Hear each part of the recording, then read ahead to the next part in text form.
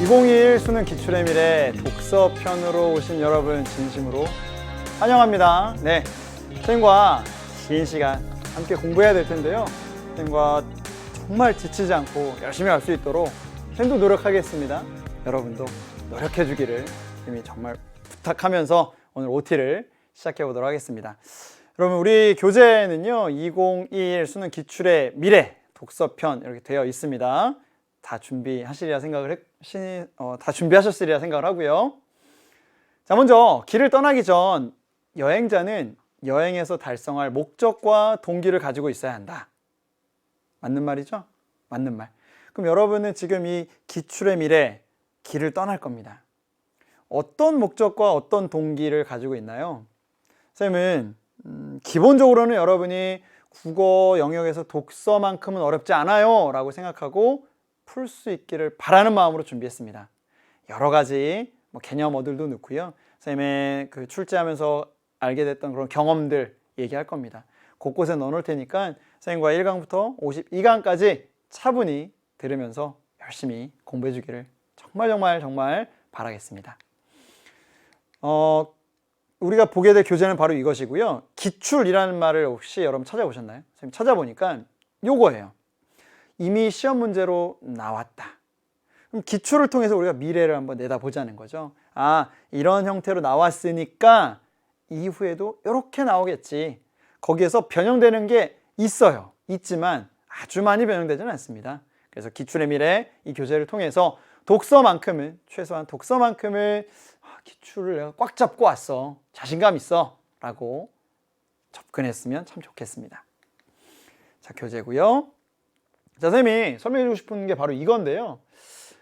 2015 개정 교육과정을 이제 여러분은 공부하고 있는 중인데 독서의 방법에 이렇게 제시를 해놨습니다. 뭐라고 나와 있냐면 글에 드러난 정보를 바탕으로 중심 내용, 주제, 글의 구조와 전개 방식 등 사실적 내용을 파악하며 읽는다 이렇게 나와 있습니다. 그래서 사실적 독해라는 게 나오는 거고요. 글에 드러나지 않은 정보를 예측하여 필자의 의도나 글의 목적, 숨겨진 주제에 생략된 내용을 추론하며 읽는다. 추론적 독해고요.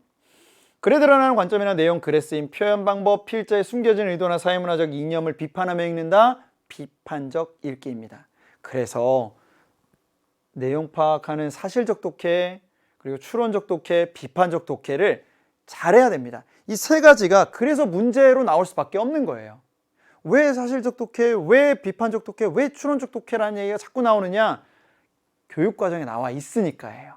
아시겠죠? 그럼 이것도 있어요. 그래서 공감하거나 감동적인 부분을 찾고 즐거움이나 깨달음을 수용하며 감상하며 읽는다. 이거는 독서 부분에서 특히나 뭐에서 하는 거죠? 문학입니다. 문학 가서 이렇게 하시고요.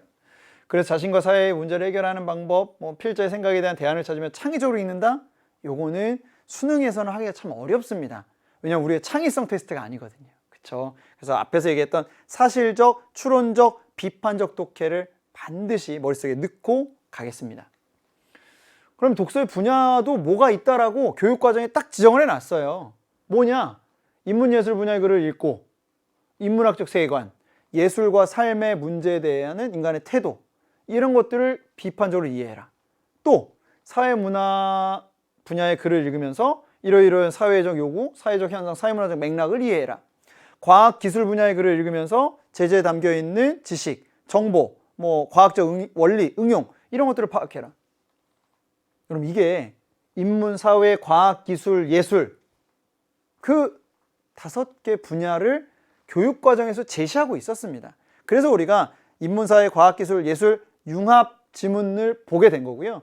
사실적 독해, 추론적 독해, 비판적 독해를 그래서 하게 된 거예요. 아시겠죠?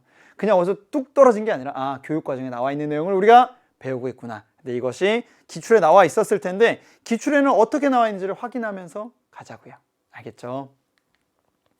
자, 대학 수학능력시험 독서가 어렵다고 얘기합니다. 2019학년도 수능 특히나 어려웠죠. 그리고 모의고사나 모의평가에서 오답률 상위 10개 문제를 뽑으면 3문제 이상이 늘 있습니다. 독서 만만치는 않습니다. 자, 그렇다면 우리는 독서를 어떻게 대비해야 할까요? 문제풀이로만 승부한다라는 친구들 너무 많습니다. 아니요. 그보다는요, 문제 속에 숨어있는 패턴, 출제자들이 자주자주 사용하는 패턴, 이런 것들을 알아가십시다. 선생님이 이 기출의 미래 교재를 준비하면서 많은 것들을 준비해놨으니까 그 패턴을 정확하게 이해하는 52시간이 되길 바라고요. 기출은 풀어오기만 하면 돼. 답만 맞추면 되지 뭐. 아니요. 기출에는요, 핵심 개념들이 들어있습니다. 방금 얘기했던 우리 교육과정에 나와 있는 개념들도 있을 거고요. 혹은 그 지문 자체에 있는 핵심 개념들도 있을 거예요. 하나하나 놓치지 않고 다 잡아가자고요. 알겠죠? 자, 강좌 진행은요, 이렇게 하겠습니다. 인문과 기술을 묶어서, 인문과 예술을 묶어서, 사회와 과학을 묶어서 진행을 할 거예요. 그래서 어떤 시간은 사회 지문 하나, 과학 지문 하나, 어떤 시간은 인문 지문 하나, 예술 지문 하나, 이런 식으로 갈 겁니다. 우리 모의고사가 그런 식으로 나오니까요. 자, 이것만은 여러분들이 꼭 해줬으면 좋겠어요. 부탁할게요. 예습을 안 하고 오면요, 수업이 너무너무 의미가 없습니다. 예습 많이도 아니에요.